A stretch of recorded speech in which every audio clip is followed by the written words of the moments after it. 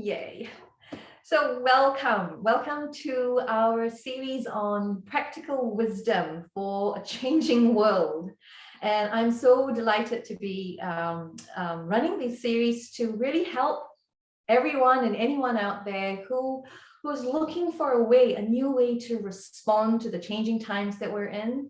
And I'm just so deeply grateful and privileged to be able to share with you beautiful people in my life who have so much wisdom to help us navigate these times. And so we never need to feel like we're alone and stumbling. And so today I am just delighted and so grateful to introduce my beautiful friend, Alyse Young. Thank you, Deepa. I'm so grateful and honored to be on this platform with you. And I'm really grateful for you sharing this with the world. You know, it's a great platform to be able to share beautiful wisdoms, information, experiences, just so that we all know that we're connected and that we're not alone. Yeah, so thank you. Yeah, and that's a big deal right now, that feeling of connection and not being alone. I think we've just been forced into these situations where we've had to really sit with ourselves for so long. And I think the ability to still connect through technology and you know through this sort of medium has been really important. And yeah, and you know I'm just grateful that is still accessible to us at the moment. You know, so much changing that you know we just don't know what and where how our connections are going to grow. It's kind of like baby steps, isn't it? It's like the internet has created this sense of connection on the outer, and the next step is the connection on the inner that connects us to what I call the all that is, you know. And so it's, you know, like really waking up and turning on our senses, you know, and this is going into the realms of our psychic, our telepathy, teletransporting, you know, because we're actually in the energy and in the age of what we call the multidimensional. And for many of the younger generation, they're already operating on that level, which is why they're breaking glass ceilings all the time. And, you know, I think for a lot of people, this great awakening that is happening right here, right now, is triggering and is making us stop through all this crazy time of pandemic and reflecting on how do we really want to live our life. And that really is the big question mark of life right now. So, yeah. Yeah, how do we want to live our lives?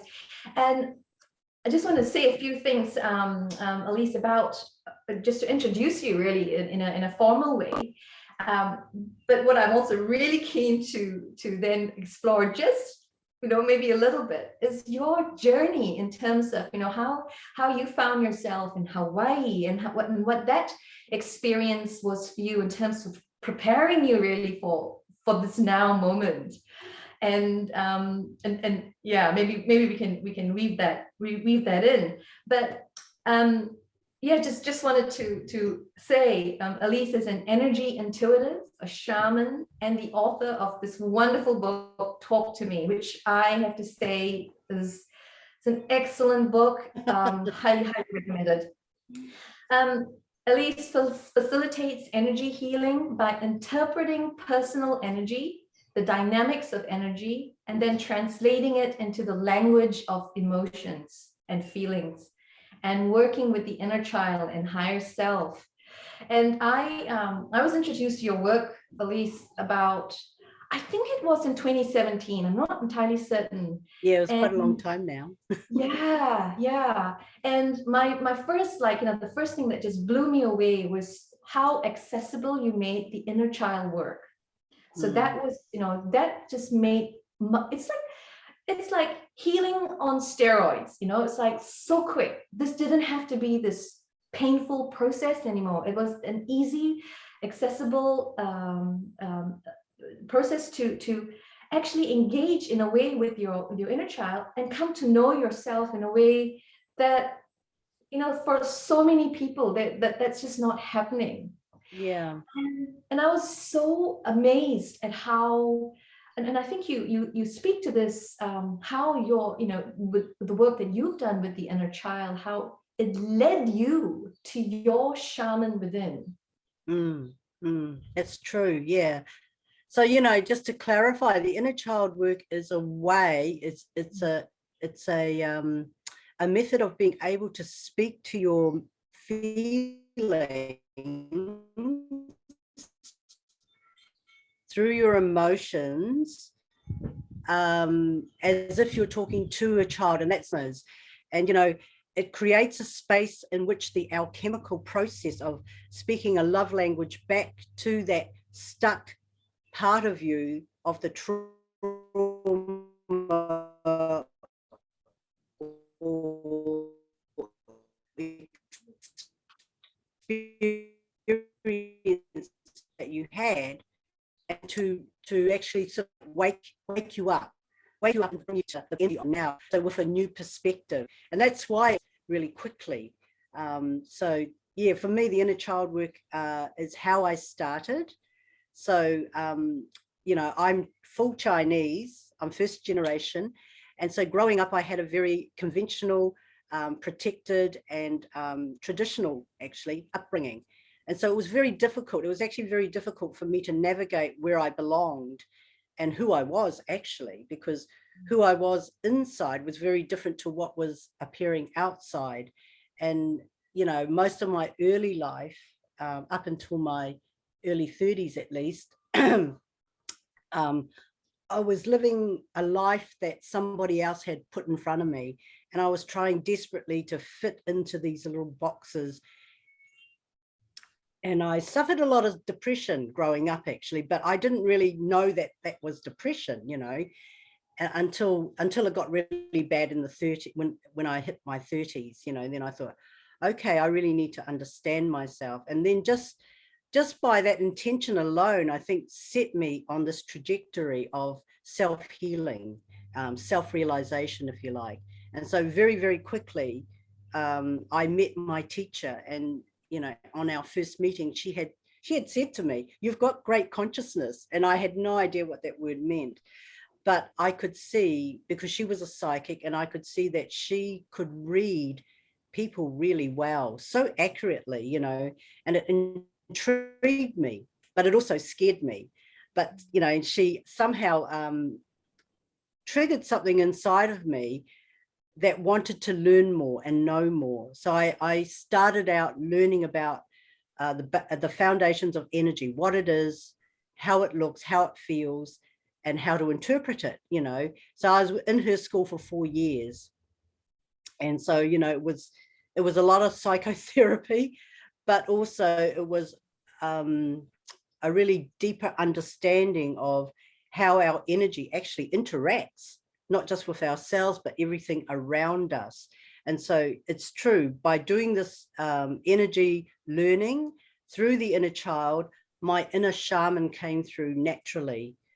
And so I think it was in the second year, I could see all these Indian chiefs around me all the time. And I really didn't understand what that was about. But, after a while, my teacher had said to me that I was a shaman. And we were doing shamanic work anyway through the inner child, because inner child work is modern day shamanism. That's what I've come to understand now, because what we're doing is we're taking energy away, we're bringing energy back, we're just moving it around to where it needs to be. And so that's what shamanic work is, really. So in that second year of my being in the school, we went across to the US and we joined a shamanic school. I went with my teacher and 4 others from our school. And when we got there, we were taught the traditional way of how to connect to spirit, and how to do the simple exercises of, shamanic work. And when we were there, we were like, oh gosh, is that all they know? Yeah, it was, not being arrogant, but it was kind of like, oh, is that all they know? And, you know, so we came back with this sense of understanding, wow, we've actually really tapped in on a really deep level, you know. And so from that, I didn't, I do shamanic journeys every month because it's a beautiful way of actually allowing people to feel a deeper sense of their connection, not only to themselves, but to everything around them, and especially the multidimensional. You know, like when I do these journeys, people talk about where they've been, you know, to different stars, and they're meeting different beings and having really out there experiences without drugs, you know, and this is just to a drum. And, you know, they come back and they have no idea what that experience meant. And so for me, you know, it's like when we finish the drumming and they're journeying, I ask everyone to share their experience. And what I do is I interpret the energy of what they're speaking of, and I'm able to give them the message, you know, the medicine that came for them in that journey. And it just allows them that sense of like, wow, I am more than just this person who wakes up, have my breakfast, go to work, or, you know, do what I do in the daily life. We start to understand that there's a bigger, deeper purpose for our being here. It brings us back to our humanity, actually. And that's what I really love about the shamanic journeys. And that's what I love about the multidimensional, because we do understand that we are these superheroes waiting to be exposed, you know. Yes. So yeah, so, you know, so I did that for 4 years. And then because it was because what we were doing, we were learning to work through our karma, which is actually a very it's actually a very intense way of growing. And sometimes you're just not ready for that karma. Do you know what I mean? And that's what I could see was happening in the school, that there are a lot of people that were not ready to face certain parts of their karma. And so, you know, you have to respect the timing of things too. And that's what I started to realize. And that's when I thought, no, I actually need to go out and live now. So I went through a little bit of a breakdown in that, because, you know, once you're on the path, you cannot turn back. And my whole life had changed. My whole life had changed so much, because I was now revealing who I was. And a lot of my family and friends didn't know how to respond to that, you know, and this is part of the codependency of the third dimensional world that we live in. So we're a little cog in this wheel that is actually in a box. And so what happened was that during my time in the school and my self growth and expansion, I actually became free of that, well, became more free of that wheel. And so what we're really learning to do is to recognize the patterns that are arising, that is created from our environmental traumas, if you like, and hurts. And these are the so-called expectations and conditioning that is brought on us from the time that we're born. Mm. And so I do see that we go through this cycle as we're little babies. We come in whole and understanding and completely, you know, unconditional.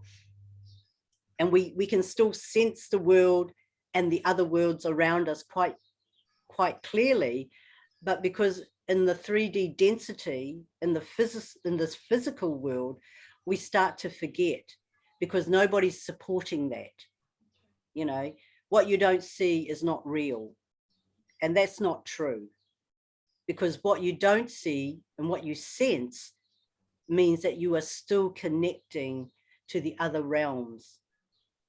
But what's really important also, because there's a lot of people who do connect to the other realms, but they find it really difficult to be in this world, is because they're not grounded in their body. And this is probably the number one thing that people need to have an understanding about in order to move into these higher frequencies that we're now experiencing. And these higher frequencies, what they're doing is they're actually, if you like, jiggling up all the stuck energy in our being, which is asking us to just face it and embrace it. Can I just ask you, Alyse, to just maybe give some definition to the extent that you're able to what 3D is and what 5D is. So there's context in terms of, you know, what we're leaving, what we've been in and what we're moving into. Yeah. So when we talk about third dimension, everything is physical.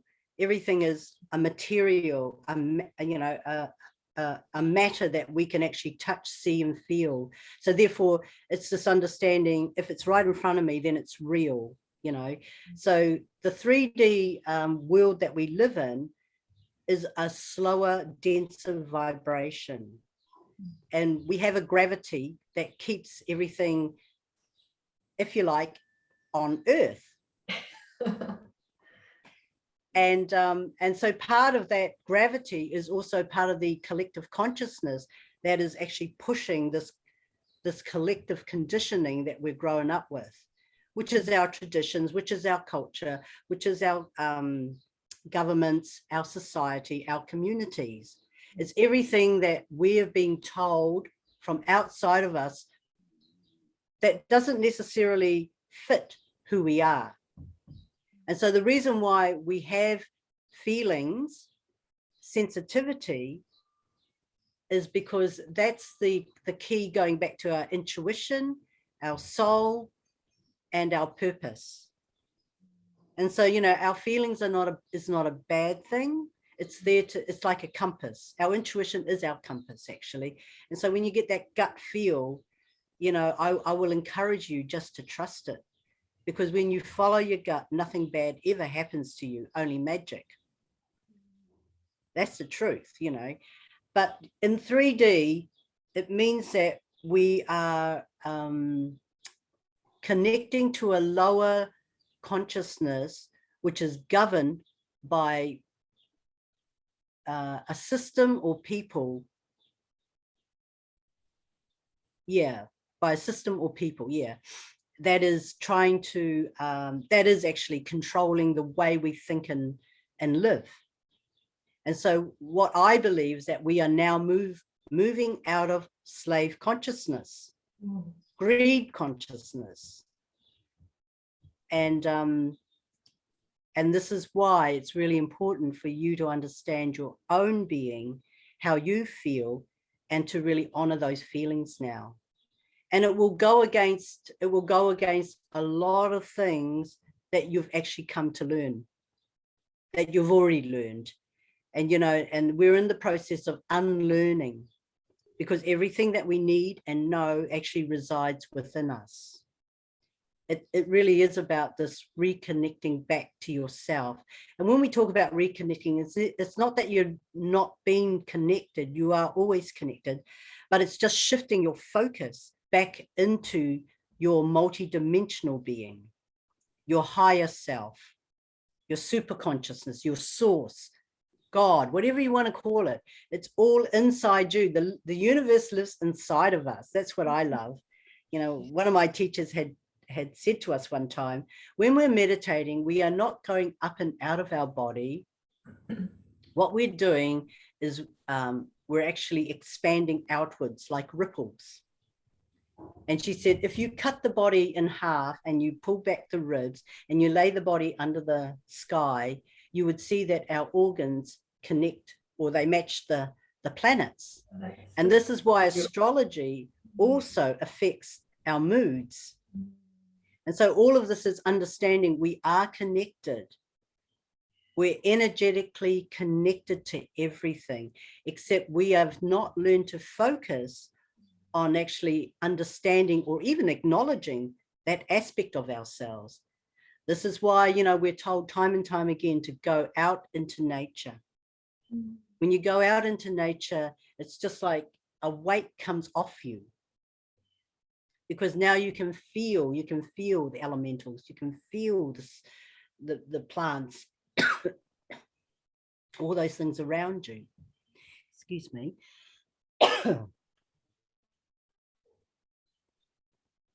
Oh, I think I caught a fly in my mouth.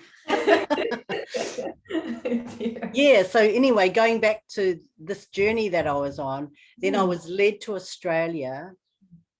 So I had a major meltdown, actually, and it was 1998 going on 1999.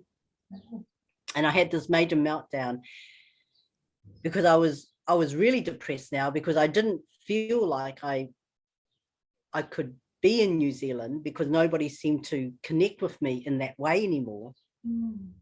And then I was told by Spirit very clearly, you'll go to Australia, and you can either go to Melbourne or Queensland. So what does the egotistical mind do? It goes, oh, I don't want to go to Australia, and then, but I was told 3 times, so I knew I had to sort of go. So then I decided, instead of listening to the guidance that was already given to me, I decided to go to Western Australia, because that's where my girlfriend lived. And it was kind of like a nice little holiday, but it was really funny because I was having Ayurvedic massage with this woman that I used to go to almost on a weekly basis. And she said to me one day, she goes, Alyse, what are you doing here? She goes, Western Australia is so not you. And then it was like this light bulb went on in my head, and I said, oh, thank you. And then I realized it was time to leave. And so then I chose to go to Melbourne. Sometimes you just need to hear that from someone, don't you? Yeah, it was like, yeah, and that was the early part of my journey, actually, was that for me, I still needed permission. Because I grew up with the sense of I didn't have a right to my choices. And so, it was kind of like I was playing out my own patterns and projections in that way. And but what was interesting, when I was on the bus from the airport going into Melbourne, it was the strangest feeling, but I felt like, oh yes, I could live here. This feels more like my home. And in hindsight, I'm thinking, God, why didn't I just listen to what I was guided in the first place? Instead of wasting, it wasn't wasted, but it felt like 8 months of nothingness. But then it was, preparation for me to be there. And initially I was not doing healing work in Melbourne, and so for the first 8 months I was just sort of getting grounded there, and I worked in a bank, as a PA, and it was really interesting. My boss there, he wanted me to work for him full time, and I said to him, no, I'm actually going to do my thing. And he goes, well, what's your thing? And so I said, oh, I interpret energy. And he was really intrigued. He goes, what's the energy like in the office? And I go, well, it's just over 57%. And he goes, just over 50%. He goes, how can we make it better like this? And I looked at him and I go, well, Roger, I said, what it means is that you actually have to do a little bit of personal development. But he was all for it, and he would come to me and he'd say, what's going on in the office, Alyse? And I'd go, well, what's going on at home, Roger? And so then we'd have this little chat, and he'd go all beet red because he was Irish. And then he'd go for a little 10-minute walk, and in that 10 minutes you could feel the dynamics and the energy of the office completely change. And that's why I say, like when you're working in a group or corporation or anything like that, the leader does control the energy, does actually have influence on the energy. So if the leader is not aligned to his purpose and mission, then that's going to struggle. And so what he was learning was to really align his energy so that it didn't affect, but it allowed people to grow. And it was so amazing. Like, on Monday morning he would sit around this big long table, his analysts, because they were a venture group. And all these analysts were sitting around the table. We were all talking about our inner children. Thank goodness. And he said, oh my God, he goes, if David walks in right now and sees us talking about it in our inner children, I'm sure I'd get fired, Yeah. But it was beautiful because everyone in the office really embraced it. And what was the thing was that they could sense the immediacy of something shifting. And that's so interesting because, as you said, it took the leadership to be open to it and to try it out, for the whole team to be open to it, because otherwise it just never really happens, does it? No, that's right. It'll very quickly fizzle away. Yeah. because you know, energy wants to be engaged with. And a lot of us do not understand that we're just kind of sitting around with our energy. You know, there is goal setting and focus on that level, but it's the emotional intelligence that needs to connect with that in order to create that magic. And so, yeah. And so, you know, after 8 months, I left the ANZ and it was on my trip to Peru. And that was the first time I came into connection with Jesus. And I'm not a religious person at all.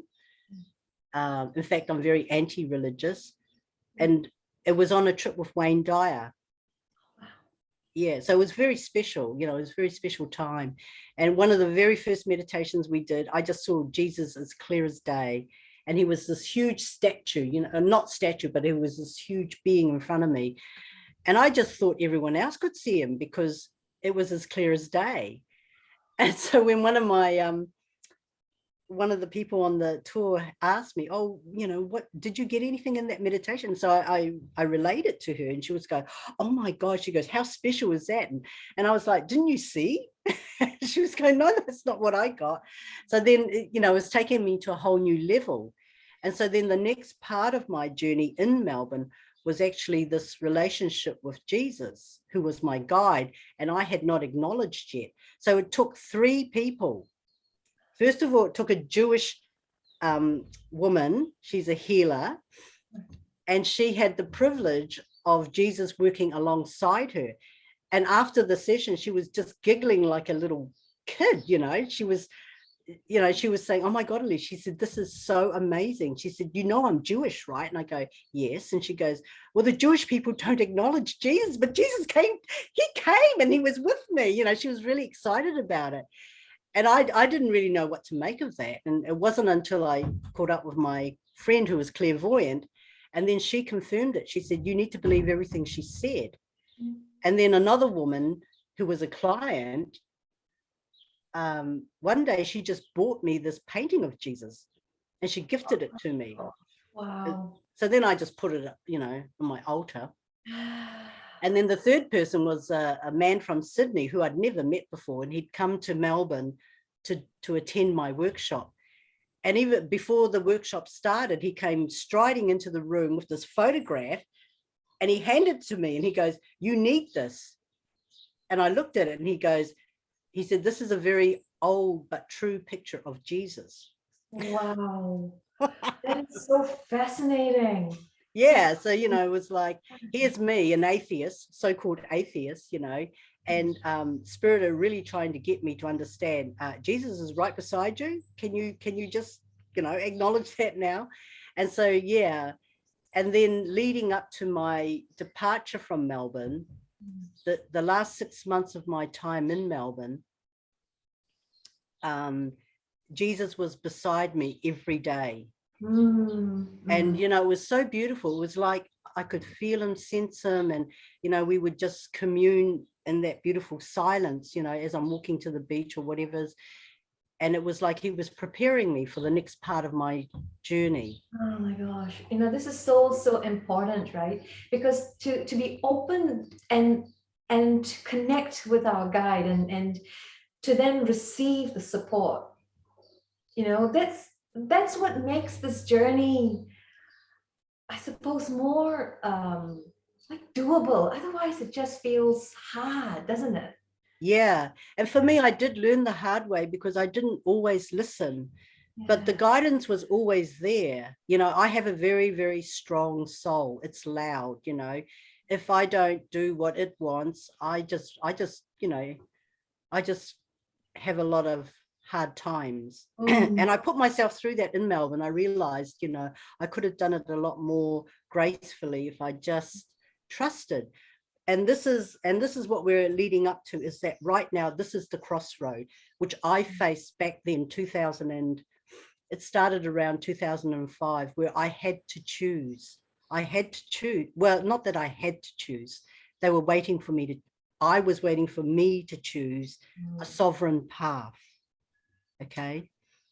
And I remember I was really depressed because I had started teaching workshops, but I just felt like there was nobody really understanding what the work meant. And I felt very, very alone in that time because, you know, I was basically living under the radar a lot of the time. You know, I'd learned to just live off the seat of my pants and create as and when I needed to. And this was the beginning of the multidimensional coming alive inside of me. But I didn't know that. So I was having all these multidimensional experiences already. And then there was a time where I knew I had to leave Melbourne, and I was being told I need to go and live in the States. And that was just a spanner in the works because I really didn't want to. Okay, first of all, I didn't know how I was going to be able to be there. Second of all, I didn't have the money for it. So I was worried about those minor details. I mean, they're big in the 3D world, but they're not big in the world. Yeah. So and anyway, it stops people, isn't it? You know, it's like, oh, I can't do it. No money. Yeah. It's like, so they don't follow the guidance. And this was the narrative I kept hearing from my clients, who were really multidimensional people, you know, and they really wanted to live the life that I was living. But their excuse was, but, you know, Alyse, I have a mortgage, you know, I have a family. Oh, you know, I've got this job. I have a, you know, partner. And there were all these excuses of why they couldn't start to step away from 3D, because they were reliant on what the system provided and built for them, even though they didn't like it. Okay. And so for me, I'd stepped away from most of that. And then there came a time where I really, really had to choose then. And once I did, the door opened really fast. So, you know, as soon as I understood, okay, because what happened was in that 3 years, I got frozen shoulder and I could only lift my arm this high. I couldn't do yoga anymore. So I was really in a bad place. And it was because I was not listening to my soul. But the minute I said yes to my destiny, the frozen shoulder eased after 2 days. Everything in my body started to open up again because I was now going into my flow. So the moment I said yes to my destiny, and I said, I have no idea how I'm going to fund this. And so I started to tell my friend that, you know, okay, I've made the decision. I'm going to fly to Kauai, you know, And there's a lot, it's a long story, but I'm giving you the short version. And he said, maybe my friend wants to buy your car. And so already the doors were starting to open. And, you know, and then I just put out a little email to somebody in Kauai, to this group that I was part of. And I said, oh, is there anybody living on Kauai that wants to connect in real time? And then somebody came back to me. And then she offered me a place to stay. And so, you know, the doors were just opening gracefully. And honestly, I was just led to these most beautiful places and experiences when I arrived on. And then I met this wonderful Peru, where was she from? Argentina, I think. We were sitting on the plane, we got talking, and then she ended up chauffeuring me around the island for 3 days.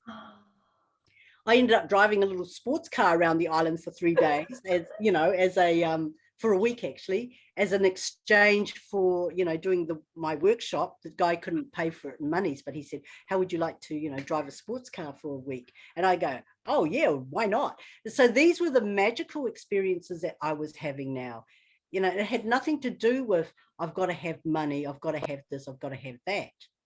And honestly, there was a huge trusting here, wasn't there, Alyse? You just trusted. You just took the risk. There was deep courage to trust, and the doors just opened. Yeah, and it's been like that for everything I've done. Yes. Even coming up to Kiri, you know, I didn't really know people here at all. I didn't know how I was going to. You should see this place I'm living. I've got a tennis court, a swimming pool. Oh my goodness. Yeah, and you know, and live with these amazing people, and I've made amazing friends. It's like, oh my God, I'm so in the flow. And it has nothing to do with the material security that we crave. It's actually so much about trusting. because, you know, our life is meant to be a big adventure. Our life is meant to be magical. We're meant to live in joy, and we're meant to play as the creator. Oh, goodness. Yeah. And we are so stuck and burdened by our attachment to this material security that we're missing that magic that is already there. That's right. It's already here. And this is what the big pandemic is about right now. I don't know if it's a good plan or a bad plan, but anyway. Oh my goodness. It's a plan that, you know, you have to actually choose. What life do you want to choose now? And this is, you know, the lockdowns have been a blessing in disguise, because it's actually making people face a lot of their fears and their traumas. You know, it's all coming up, and it has to, because the planets are forcing it out of us, actually. As the earth is rotating around in the cosmos, we're being affected by it. And this is a time of a awakening for the humanity to change. And it's, you know, and it's about the change within, to really understand who we are, why we're here, and how to live more freely. And so, you know, there is a lot of divide happening right now, because the division is those who feel separated within themselves, so deep. The separation within themselves is so deep that there is the fear of not being able to survive the deep upheavals that is required. For those who are more secure, who've done more work on themselves, who know themselves and are really optimistic and hopeful for a different future, it's already happening. It's already starting. It's already showing up for many, many, many of my friends and colleagues who are on this path already. And that's really the trick of sovereignty right now. Is like, to be sovereign means to stand in your truth. It may not look right for that person, your family, whatever's, because it's not their life. This is your life. And those people who choose to be in that density, in that three-dimensional system of living, that's just where their soul is. You know, and when they're ready, they will choose differently, and then they will choose to be more sovereign. For those of us who are more in our sovereignty, it is about walking the talk. It is about standing for what we believe in and who we are. And I want to share this really important story of sovereignty. So about coming up to 3 weeks ago, there was this hikoi up in Waitangi. It was the hikoi of freedom, okay? Yes. And I had not planned to go to that. I was aware of it, but I had not planned to go to it because I didn't necessarily feel it was part of my cause, okay? So, but 2 days beforehand, I got the message from Spirit very clearly, you need to be there. And so it was like, okay, I don't know why I'm going, but I'm going, okay. My friend who lives down in Levin, she at the same time messaged me and she says, hey sister, are you going to this hikoi? I'm thinking of coming up. And so she drove and got as far as Mercer. And then she was detained for 15 hours. She was detained and questioned for 15 hours. She had all the right papers for the exemption to be able to travel up. But, you know, because there was a large number of people traveling to Waitangi that day, they didn't want them to be there. They did not want the numbers to be there. So they just kept detaining her. And she said, you know what, Alyse, when the police officer said to me, you need to move your car over to that side, you know, you need to move your car so that we can keep the traffic rolling. She said, all I did, I turned off my key. She said, I turned the engine off and we just sat in that lane. So we were stopping the traffic from moving. And she says, I'm not going anywhere until you allow me to go forward. Wow.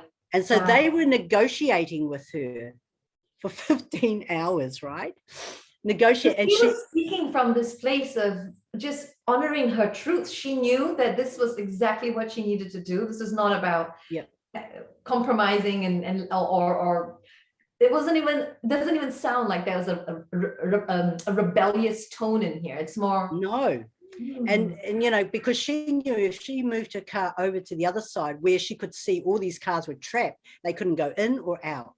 right. And that's what they wanted. They just wanted to keep them in a little compound. But she insisted on, she didn't insist, she just stood her ground. And then she kept appealing to the, so she said she had about 4 or 5 different high-ranking police come to try and talk her into, you know, moving her vehicle, and she wouldn't.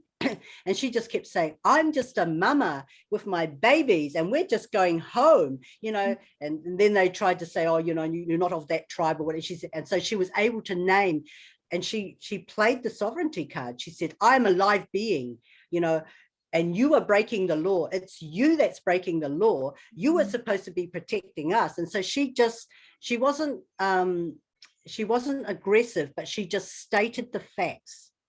So she understood the sovereignty law, and she says, I am a live being.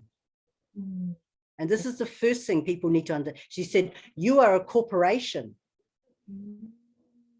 So that's the difference.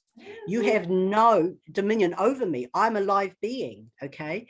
And so she did this. And anyway, at some point they decided, oh, you don't have the right QR code. And then she was like, what's that? So then she texts the organizer of the event and said, hey, I'm at Mercer, I'm being held up, and they're asking, I've got all my papers, but they're saying I don't have a QR code. So then the organizer, Carlene, contacted one of her contacts, and then she sent over a QR code, and she said, it's okay, sister, you can come under our company, because she's a nurse, you can come under my company. And so she provided this QR code. And so when Puavai presented this to the police, their mouths just hit the ground and go, how the hell did she get that? Wow. So then they knew that they couldn't hold her anymore, but they still held her. And then at some point, and she was just saying, oh, you know what it's like to be a parent. You just want to take care of your babies, you know. And this is how she kept appealing to. So she was doing it through the humanity, through compassion. And then she said, I just want you to promise me something. When things start to get ugly, you need to warn me, because then I will make the decision to either go forwards or to go backwards. She said, I will leave then, but you need to tell me because I want to protect my baby. And so then he gave her the heads up and said, look, there's a lot more police arriving now. Things are going to change, you know. And she says, okay. She said, I just want to go home. And then he said, you're free to go. Wow. So she was the only one that was given passage that day. Actually, there was a caravan behind her, and she shared the QR code with them, but they chose to stay. But because she stayed really sovereign, Spirit was working with her. So even though she missed the hui up at Waitangi, she was meant to be in that space, working the space with love, with compassion. Oh my gosh, I'm just like, my whole body is just buzzing. This is, yeah. You know, this is so beautiful, because often we think, you know, being sovereign means we kind of almost have this idea that we disengage, like we don't even participate in life anymore. We're like living in a you know, now his own separate reality. But in actual fact, it is very much showing up. Showing up, right? Yeah. And participating, but from that place of love and truth. Yes. And that's all she did. And you know what? Now that she arrived at Waitangi, so she was meant to stay with me. And it was quite interesting because the collective energy was really working now. It was like the separation was really becoming apparent. So we had a little drama here where some of my flatmates did not want to receive her in case, because she hadn't been vaccinated, you know, that she was Yeah. And, fair enough. So I had to honor that. Okay.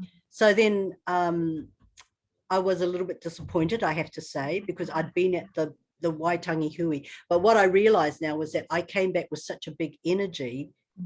It kind of threw my immediate environment, So then I rang a friend and I said, hey, and I was just telling her, I said, hey, I feel really bad for poor Vi because she's meant to come and stay with me, and and and then my friend just said, just tell her to come and stay with me. So once again, all the doors were opening up. Now she had a full house, and that's why I didn't ask her, but she had an apartment over in Paihia, a beautiful luxury B&B apartment, and she said, you know what, why don't they go and stay there?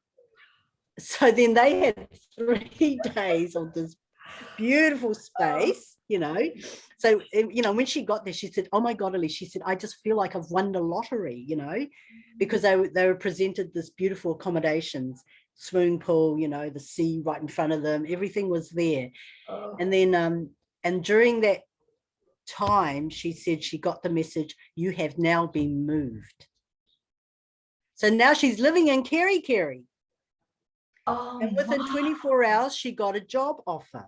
Oh my goodness. So, it's kind of like, these are how the doors will open. But of course, and it's all to do with your alignment. Because if you're true in your being, source is always working with you. It's never working against you.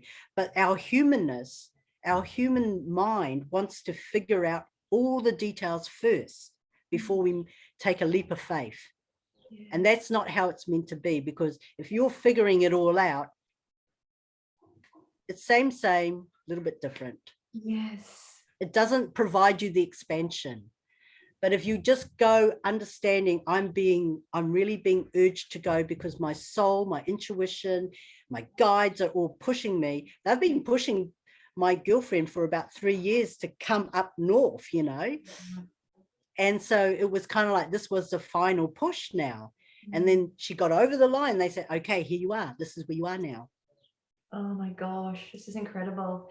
So this is really, this is really helpful when someone has that sense of, they already know how to tune into the intuition. But for a lot of people, that's absolutely foreign. Like, that's not even like, when you say you heard your guides, like, that's just not how it is for many of us, right? We're not hearing the guides.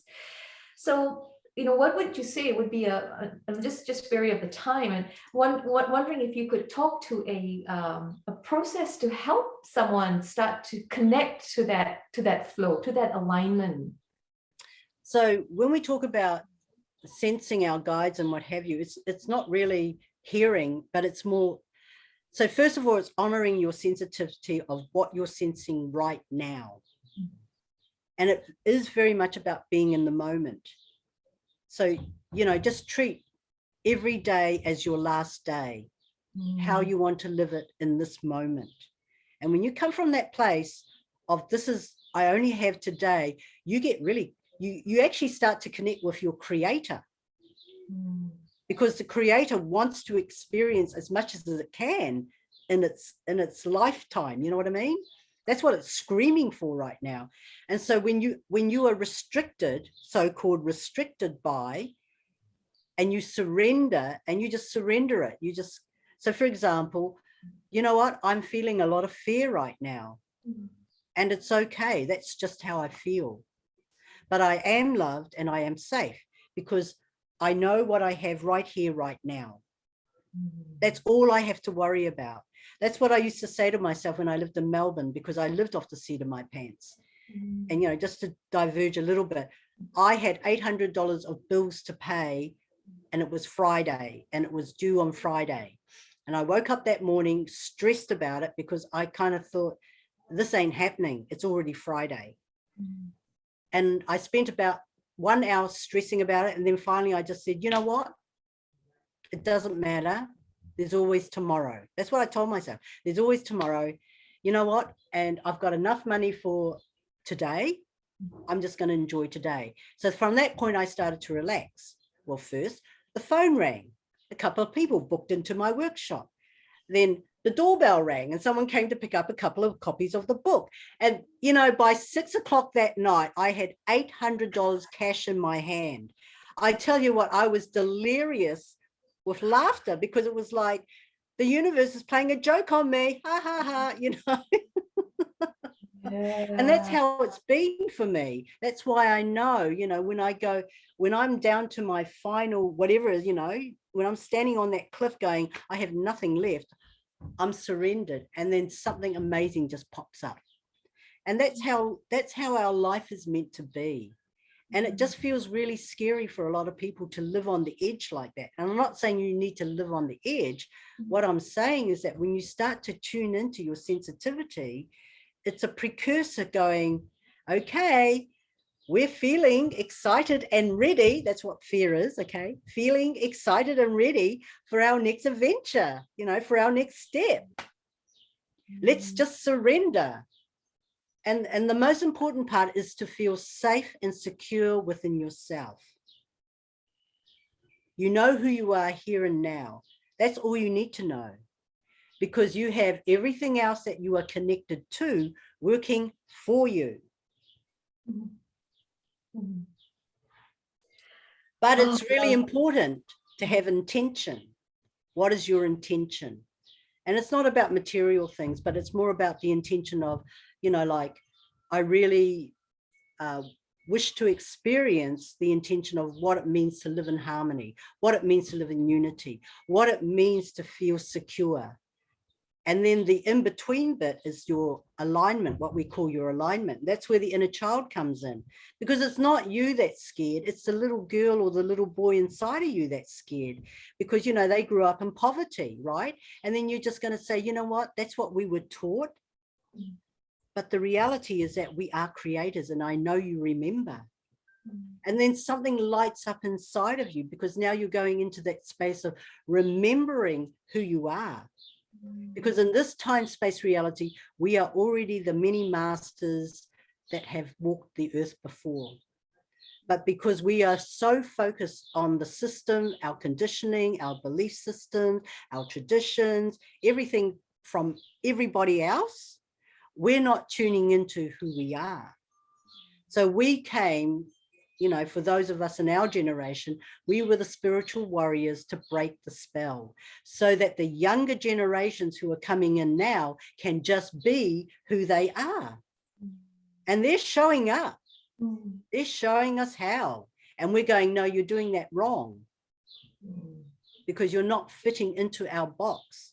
Yeah. This is what a lot of these autistic, ADHD, all these children with these, you know, new labels, they're just on a much higher frequency. So going back to 3D is a lower frequency.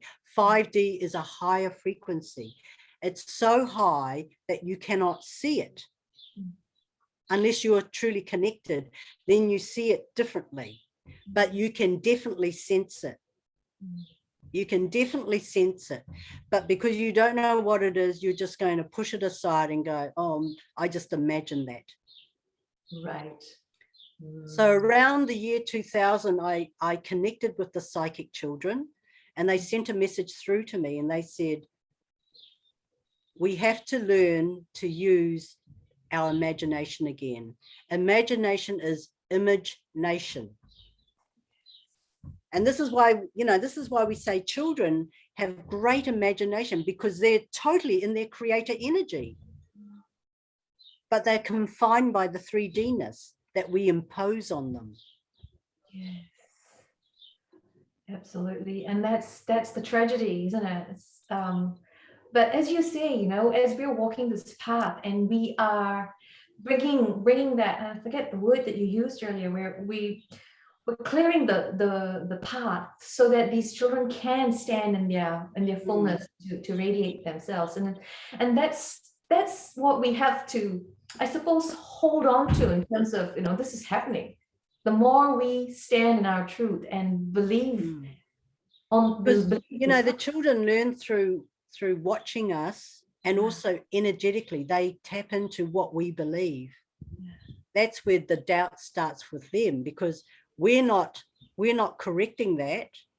So therefore they think they have to carry it as well. That's where the confusion starts. And, you know, I'm probably going to be very unpopular, but my belief is that children should not be taught anything. Mm. Because what we're doing is we're actually making them unremember who they are. Yeah, this is Especially so our education system powerful. right now. I think it's wonderful that you're saying this. I really, you know, it's like, I need to hear this again and again. I have a 12-year-old, and, you know, the temptation to try and control his life, the temptation to try and, you know, do what's right for him.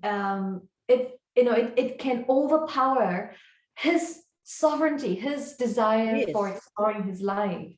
And it's, you know, and every time I catch myself doing that, it's, you know, it's like, oh my gosh, I'm recreating that pattern. But I've got a question for you though, you know, in that regard, because, you know, as a mother, and you know, this is very difficult, particularly in this time where you know, going to school isn't the same anymore, right? Like they're opening school here in Auckland tomorrow, and there's a whole different ball game. You know, children are required to wear masks all day, and so, you know, as a mother, I've got strong opinions about that. And but I also am aware that as soon as I'm attached to an opinion, I'm dragged into that energy. Yeah. Yet as a mother, how do I dislodge from that? Because I do not want to put my child in a, you know, an unhealthy environment. Well, this is where you actually have to practice sovereignty. And it's a hard one because our societies are so intact like that, you know. So, you know, society is created for convenience. It's not necessarily for expansion, it's for convenience. We live a very comfortable, convenient life, but my God, there are so many lazy souls. Yes. We're so convenient, we've forgotten how to create. So, you know, I'm really encouraging people who are not happy with the way they're living. This is the time to actually opt out and start to live a way that you want to.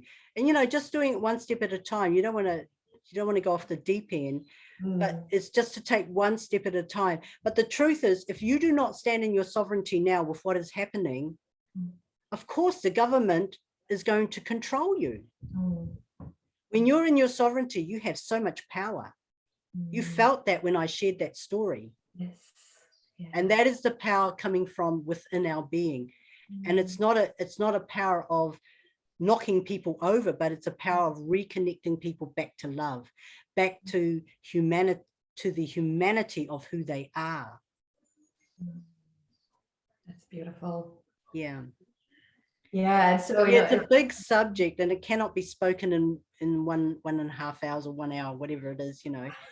But what I did want to say was that when I went to Kauai, I realized that was my initiation to be multidimensional, because I was guided to live in a valley, in a tent, to cook on fire, and to, you know, just be with the land. And because I had nothing, I created many things to show up. And, you know, and this is what really made me understand and believe in the multidimensional being in this time here and now. I could actually materialize things in front of me. Yes, you have a really good story. If you could just share this one example of that, you know, materializing something. I remember you sharing it with us at a workshop. Yes, the pulley. We had to get things up a hill, you know, it was quite a steep hill. And my partner at the time, we were looking at how to get these things up the hill.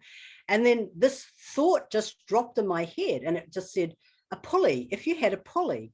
So I started to repeat what was coming in my head, and I, you know, coming into my being actually, because I could really feel it. And I go, now, if we had a pulley, all we need is some rope. And then he turns and he looks at me, he goes, what are you talking about? I said, if we had a pulley. So I did not digress.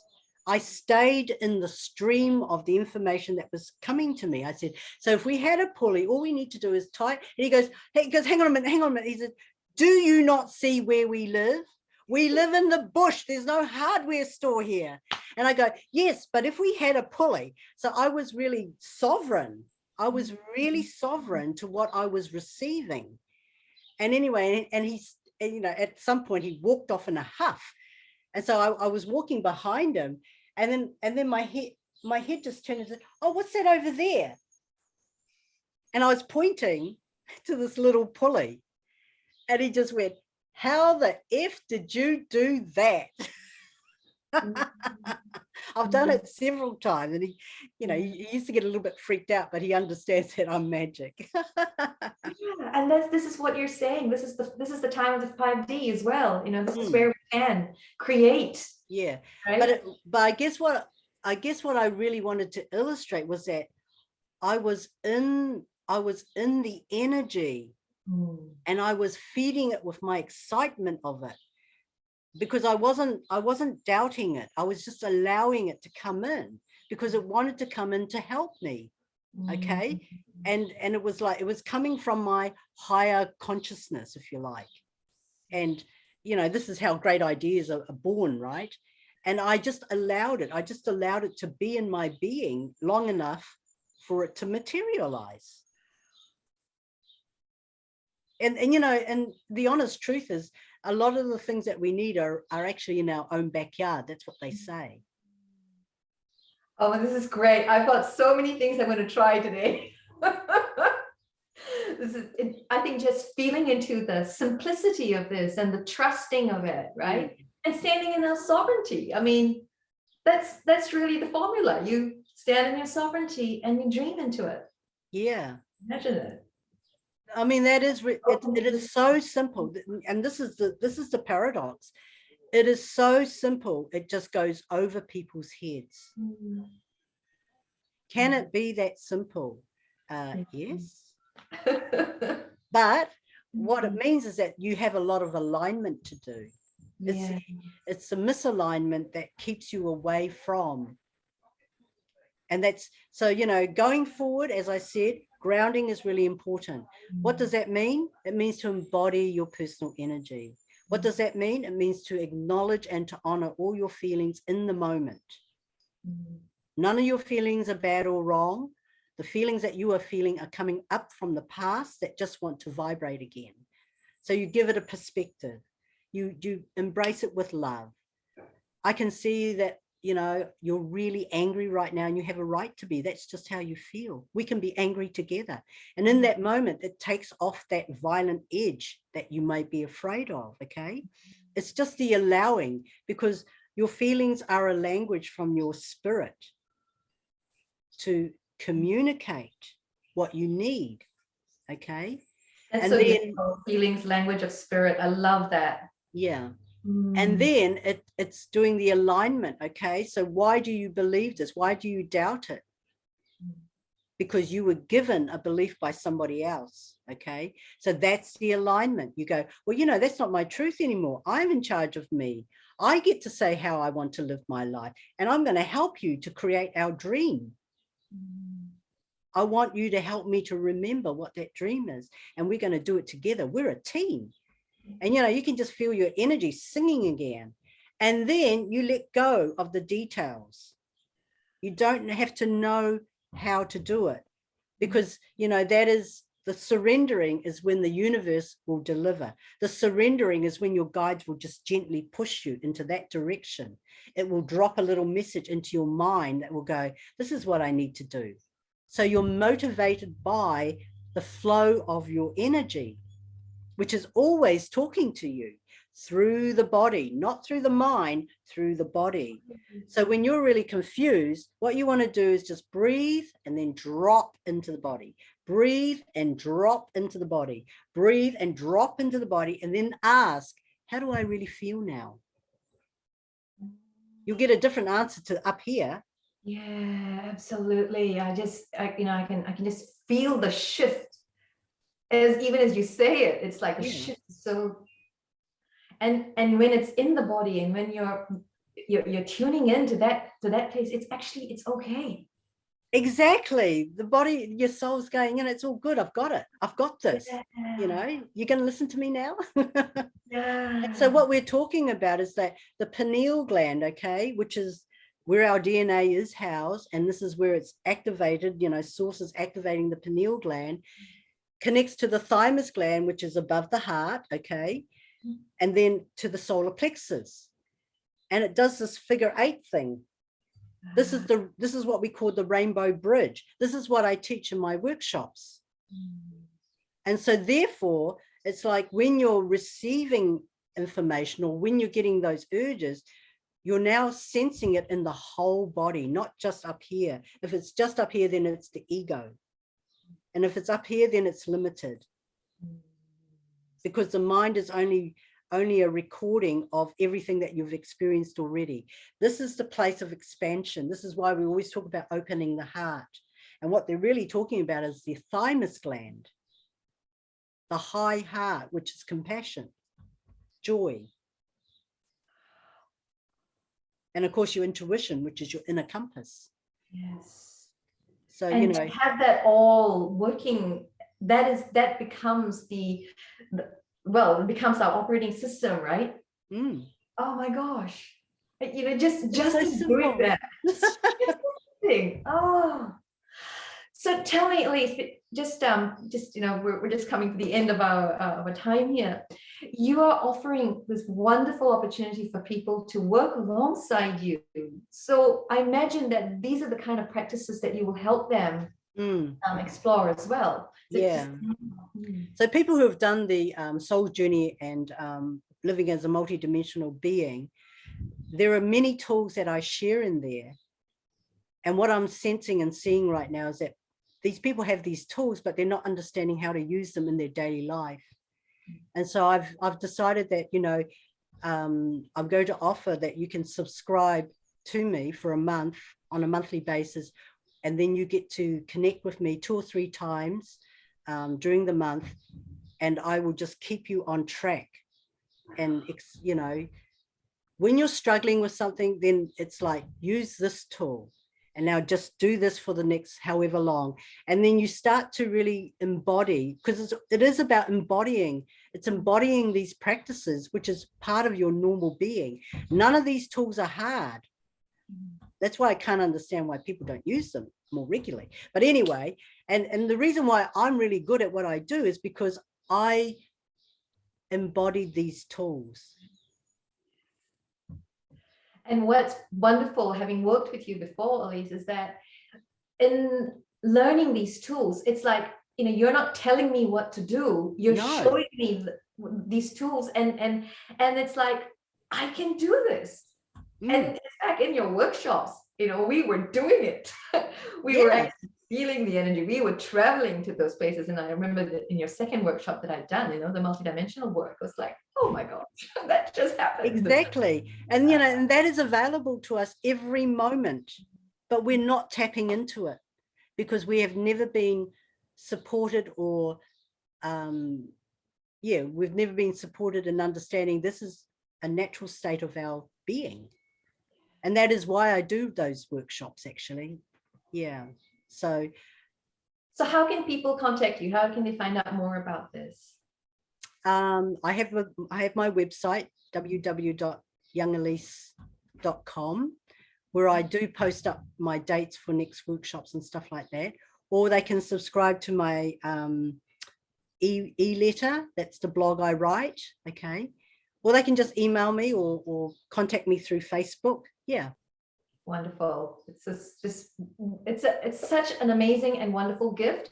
And the fact that you have walked this path, you've gone through this initiation, you're bringing back these you've tapped into these gifts, and you're showing us how to tap into it now, because this is the time for us to all really. This is the time right now for all of this. Okay.